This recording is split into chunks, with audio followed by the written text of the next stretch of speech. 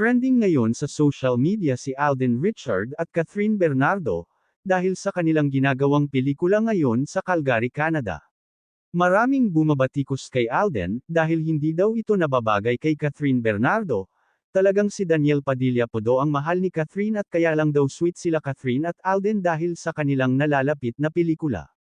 Ngunit may pahayag si Catherine Bernardo sa mga nagsasabing mahal niya pa si Daniel. Ayon nga kay Catherine, mayroon na silang magkaibang landas ni Daniel at masaya siya para kay Daniel sa tinatahak nitong karera sa showbiz kahit hindi na sila. Ayon pa nga sa actress na wala na silang communication ngayon ni Daniel, at parehas na silang busy sa kanilang mga trabaho.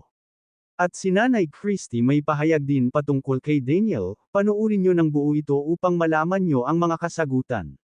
Daniel Padilla, meron na raw ipinampalit kay Catherine Bernardo. Nako, eto na nga, di ba? Ang tagal-tagal nating inaantay yan, tapos may biglang lumabas. Oo. At ang sabi, Richie daw yung girl. Yes, totoo. Kaya ang sabi natin, hindi naman yun batayan kung mayaman o hindi man kayamanan. Totoo. Basta mahal at nakakaintindihan ng dalawang puso, walang problema. Why not? At yun nga po mga kachika, nung una blind item pa na lumalabas ang girl. Hanggang sa kalaunan, pinangalanan na po siya ang kanyang pangalan, Amanda Zamora. Yun po. Siyempre, siya po yung anak ng mayor po ng San Juan. At yun po ang dahilan kung bakit sinasabing close na close daw po si Daniel kay Konsehal James Yap dahil magkakapartido. Parehong players. Oo. Basketball player. Diba? O, ano masasabi mo? Ano? Magkaibigan nila kasi di ba? Oo nga. O. Ano na naman yung sasabihin mo? Kasi di ba, konsihal si James yun. Oo. Minsan Juan. O, They are tapos. very close siguro sila. Walang kawawaan, ano? Pinakalabit pa ako parang meron siyang input. Di ba? Yung pala sasabihin niya. Yun nga po. Pero, nung pangalanan na, ang babae, nilinaw ang issue. Nakiusap siya talaga na huwag po siyang idinadamay sa isang kwento na wala siyang kinalaman.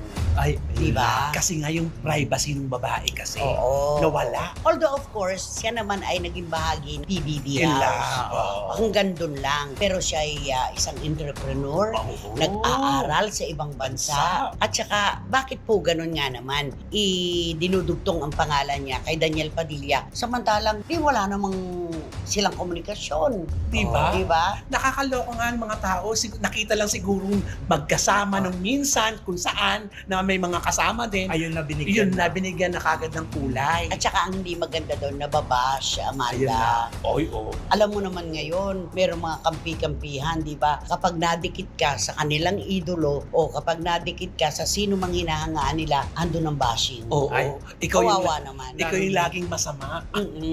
Lalo na yung mga Daniel fans, grabe pagka mag-bash yun, no? Paano sila mambash? Ay, nako. Eh di siyempre, alam mo naman yung mga fans ni Daniel, grabe mag-bash yun. Yes. Ay, katulad, pagka mayroon man lang didikit sa kanila na ay idolo, katulad, lalo ng babae. Nako, di sasabihin naman nila, nako, umiipal na naman to. Umiipal. Oo. Umiipal. Oo, umiipal At saka ka. kinukumpara. Ay, oo. Yung comparison ng matindi doon eh. Yun na. Oo. At saka, isang pribadong tao ito. Pribado si Amanda Zamora. Oo nga po at nasa mundo ng politika ang kanyang pamilya. Hindi naman po siya kaisa doon sa ganong galawan. Siya po ay isang pribadong babae na kung bakit nakakalagkad ang pangalan sa mga issue na nakiusap pa nga siya sa mga bashers to be polite naman. Oo. Diba? To be kind. Kasi sobra naman po talaga. Binabash siya ng todo-todo porque ang gusto pa rin ng mga tagahanga ni Daniel para sa kanya ay si Catherine. Oo. Diba? Doon siya natatakot yung buwelta ng mga katngel.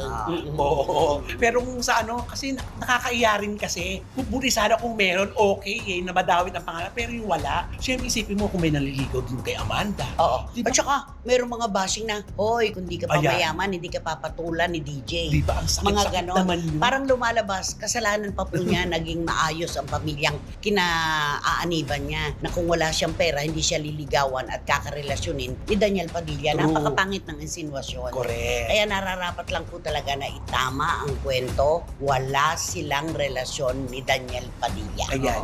Yung babae na mismo ang nagsalita. So Oo. wala na yan. Period na yan. She's out of the issue.